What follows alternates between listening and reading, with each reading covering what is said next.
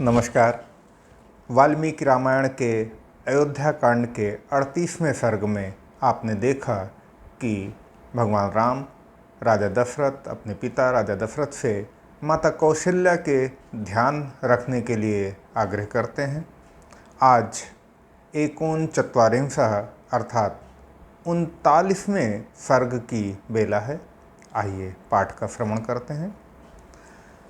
रामस्य तु वचः श्रुत्वा मुनिवेशधरं च तं समीक्ष सह भार्याभिः राजा विगत चेतनः। श्री राम की बात सुनकर और उन्हें मुनि वेश धारण किए देख स्त्रियों सहित राजा दशरथ शोक से अचेत हो गए। नयनं दुःखेन संतप्ता प्रत्यवैक्षत राघवं नाचैनमभिसंप्रेक्ष्य प्रत्यभासत दुर्मनाः। दुख से संतप्त होने के कारण वे श्री राम की ओर भरी आँखों से देख भी नहीं सके और देखकर भी मन में दुख होने के कारण उन्हें कुछ उत्तर भी न दे सके।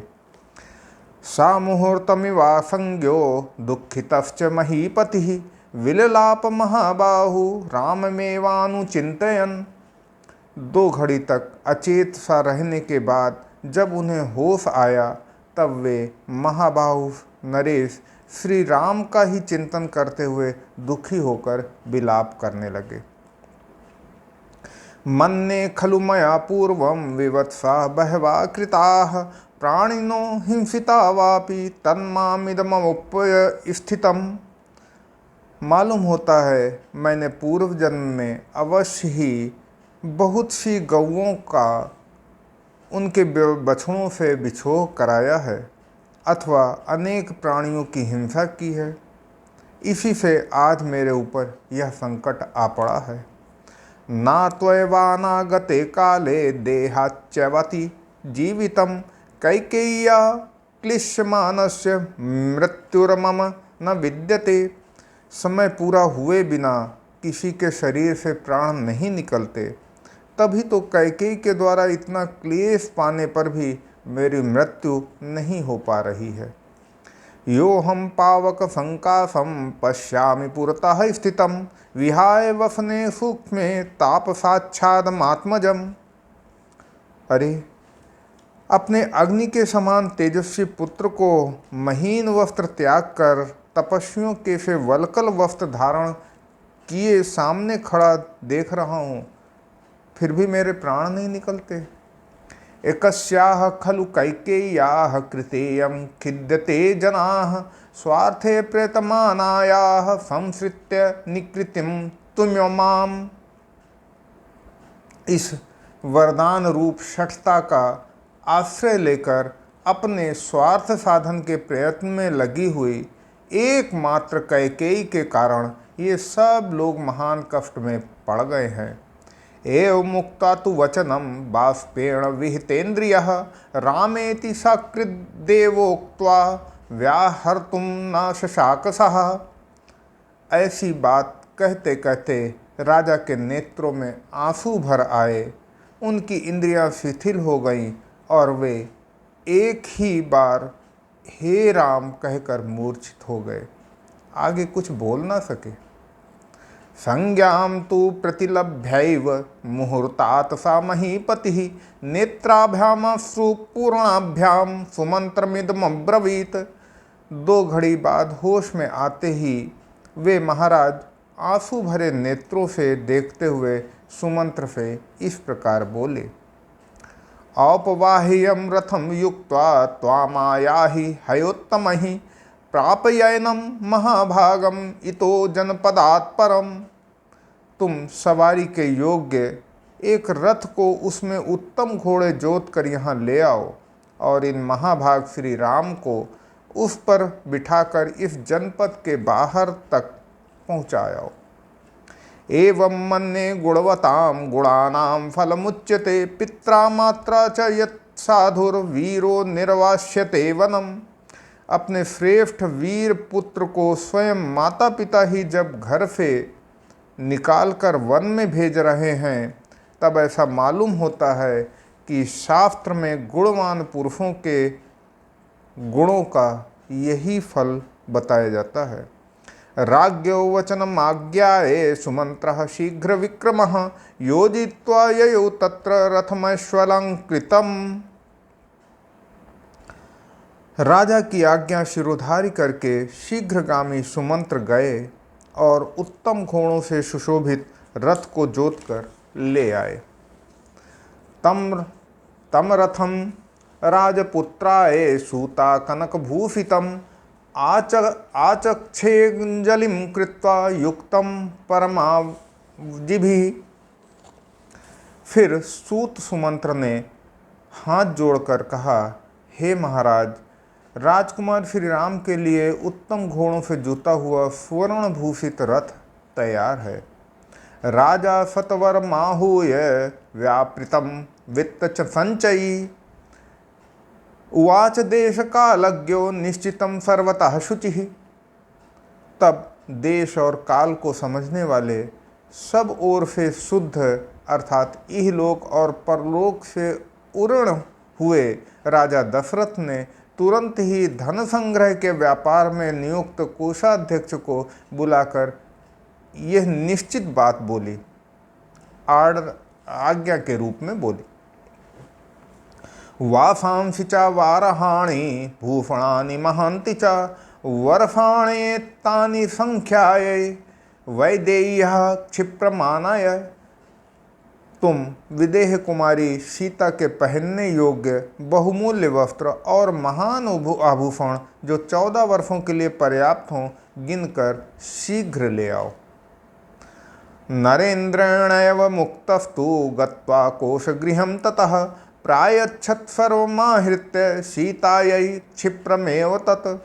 महाराज के ऐसा कहने पर कोषाध्यक्ष ने खजाने में जा वहाँ से सब चीज़ें शीघ्र लाकर सीता जी को समर्पित किया। सा सुजातानि वैदेही प्रस्थिता वनम भूषयामास गात्राणि तैर्विचित्रैर्विभूषणैः। उत्तम कुल में उत्पन्न अथवा अयोनिजा। आपको पता है माता सीता का जन्म एक खेत में कलश से हुआ था और वनवास के लिए प्रस्थित विदेह कुमारी सीता ने सुंदर लक्षणों से युक्त अपने सभी अंगों को उन विचित्र आभूषणों से विभूषित किया। वैराजेत वैदेही वेश्म तत्सु विभूषिता उद्यतों सुमतः काले खम प्रभेव विवस्वतः। उन आभूषणों से विभूषित हुई विदेह नंदनी सीता उस घर को उसी प्रकार सुशोभित करने लगी जैसे प्रातःकाल उगते हुए अंशुमाली सूर्य की प्रभा आकाश को प्रकाशित करती है। ताम भुजाभ्याम परिस्वज्य स्वश्रूर वचनब्रवीत अनाचरन्तीं कृपणं मूर्धन्युपाघ्राय मैथिलीम। उस समय सास माँ कौशल्या ने कभी दुखद बर्ताव न करने वाली मिथिलेश कुमारी सीता को अपनी दोनों भुजाओं से कसकर छाती से लगा लिया और उनके मस्तक को सूंघ करके ऐसा वचन कहा, असत्यः सर्वलोकेऽस्मिन् सततं सत्कृताः प्रियैः भर्तारं नानुमन्यन्ते विनिपातगतं स्त्रियः। हे बेटी, जो स्त्रियां अपने प्रियतम पति के द्वारा सदा सम्मानित होकर भी संकट में पड़ने पर उसका आदर नहीं करती हैं, वे इस संपूर्ण जगत में अस्ति अर्थात दुष्टा के रूप में जानी जाती है। एष स्वभावो नारीणाम अनुभूय परासुखम अल्पामप्यापदं प्राप्य दुष्यन्ति प्रजहत्यपि। दुष्ट स्त्रियों का यह स्वभाव होता है कि पहले तो वे पति के द्वारा यथेष्ट सुख भोगती हैं, परंतु जब वह थोड़ी सी भी विपत्ति में पड़ता है तब उस पर दोषारोपण करती और उसका साथ छोड़ देती हैं। असत्यशीला विकृता दुर्गा आहृदया सदा असत्यः पाप संकल्पा क्षण मात्र विरागिणः। जो झूठ बोलने वाली, विकृत चेष्टा करने वाली, दुष्ट पुरुषों से संसर्ग रखने वाली, पति के प्रति सदा हृदयहीनता का परिचय देने वाली, उल्टा पाप के ही मंसूबे बांधने वाली और छोटी सी बात के लिए भी क्षण मात्र में पति की ओर से विरक्त हो जाने वाली हैं, वे सब की सब अफ्ति या दुष्टा कहलाती हैं। ना कुलम न कृतम विद्या ना दत्तम नापि संग्रह स्त्रीणाम गृहणाति हृदयम नित्य हृदया हिताः। उत्तम कुल, किया हुआ उपकार, विद्या, भूषण आदि का दान और संग्रह अर्थात पति के द्वारा स्नेह पूर्वक अपनाया जाना, ये उसका संग्रह हुआ। यह सब कुछ दुष्ट स्त्रियों के हृदय को नहीं वश में कर पाता है, क्योंकि उनका चित्त अव्यवस्थित होता है। साध्वीनां तु स्थितानां तु शीले सत्ये श्रुते स्थिते स्त्रीणां पवित्रं परमं पतिरेको विशिष्यते।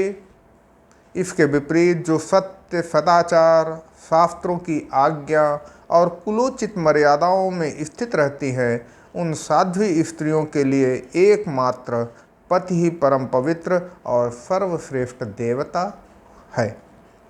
सात्वया नाम नाव मंतव्याः पुत्राः प्राव्राजितो वनम तव देव समस्तेश निर्धनः सधनोपि वा। इसलिए तुम मेरे पुत्र श्री राम का, जिन्हें वनवास की आज्ञा मिली है, कभी अनादर न करना। ये निर्धन हो या धनी, तुम्हारे लिए देवता के तुल्य है। विज्ञाय वचनम सीता तस्या धर्मार्थ संहितम कृत्वांजलिमुपाचेदम स्वश्रुमभि मुखे स्थिता। सास माँ कौशल्या के द्वारा धर्म और अर्थयुक्त वचनों का तात्पर्य भली भांति समझकर उनके सामने खड़ी हुई सीता ने हाथ जोड़कर उनसे इस प्रकार कहा। करिष्ये सर्वमेवाहम् आर्या यदनुशासितं शासितामाम् अभिज्ञास्मि यथा भर्तुर्वर्तितव्यं श्रुतं च मे। हे आर्ये, आप मेरे लिए जो कुछ उपदेश दे रही हैं, मैं उसका पूर्ण रूप से पालन करूंगी। स्वामी के साथ कैसा बर्ताव करना चाहिए यह मुझे भली भांति विदित है, क्योंकि इस विषय को मैंने पहले से ही सुन रखा है। ना माम सज्जने नार्या समानयितु मरहति धर्माद विचलितुम नाहम अलम चंद्रादिव प्रभा। हे पूजनीय माता जी, आपको मुझे अफ्ती स्त्रियों के समान नहीं मानना चाहिए, क्योंकि जैसे प्रभा चंद्रमा से दूर नहीं हो सकती, उसी प्रकार मैं पतिव्रत धर्म से विचलित नहीं हो सकती। ना तंत्री वाद्यते वीणा ना चक्रो विद्यते रथः ना पतिः सुखमेधेत या स्यादपि सतात्मजा। जैसे बिना तार की वीणा नहीं बज सकती और बिना पहिए का रथ नहीं चल सकता, उसी प्रकार नारी 100 बेटों की माता होने पर भी बिना पति के सुखी नहीं हो सकती। मितं ददाति हि पिता मितं भ्राता मितं सुतः अमितस्य तु दातारं भर्तारं का ना पूजेत। पिता, भ्राता और पुत्र ये परिमित सुख प्रदान करने वाले हैं, परंतु पति अपरिमित सुख का दाता है। उसकी सेवा से इहलोक और परलोक दोनों का कल्याण होता है। अतः ऐसी कौन स्त्री है जो अपने पति का सत्कार नहीं करेगी। साहोमेवंगता श्रेष्ठा श्रुतधर्म परावरा आर्ये किमन्वमन्येयं स्त्रिया भरता ही दैवतम। हे आर्ये, मैंने श्रेष्ठ स्त्रियों, माता आदि के मुख से नारी के सामान्य और विशेष धर्मों का श्रवण किया है। इस प्रकार पातिव्रत्य का महत्व जानकर भी मैं पति का अपमान क्यों करूँगी। मैं जानती हूँ कि पति ही स्त्री का देवता है। सीताया वचनम श्रुत्वा कौशल्या हृदयंगमम शुद्ध सत्वा मुमोचाश्रु सहसा दुख हर्षजम। सीता का यह वचन सुनकर शुद्ध अंतःकरण वाली देवी कौशल्या के नेत्रों से सहसा दुख और हर्ष के आंसू बहने लगे। ताम प्राञ्जलिभिः प्रेक्ष्य मातृमध्येति सत्कृतां रामः परम धर्मात्मा मातरम वाक्यम अब्रवीत।